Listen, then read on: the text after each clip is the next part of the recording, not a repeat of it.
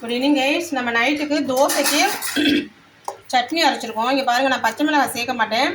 ஆனால் எங்கள் பையன் பச்சை மிளகாய் சட்னி வேணுங்கிறதுனால சும்மா ஒரு பாதி மிளகாய் வச்சு பொட்டுக்கடலை, தேங்காய், இஞ்சி, கருவேப்பிலை இதெல்லாம் போட்டு அரைச்சிருக்கோம். இப்போ சட்னி தாளித்து ஊற்றப்படும். கடுகு, உளுத்தம்பருப்பு தாளிக்கிறோம்.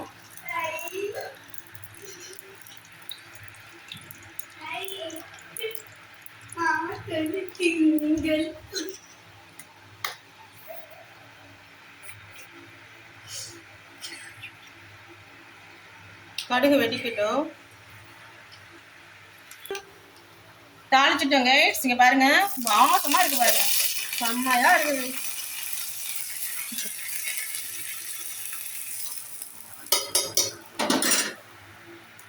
பாருங்க வாசமா. இதுக்கு பேர் மதுரை தண்ணி சட்னி. செம்ம டேஸ்டா இருக்கும் கைஸ். ஓகே கைஸ், பாய். சப்ஸ்கிரைப் பண்ணுங்க கைஸ்.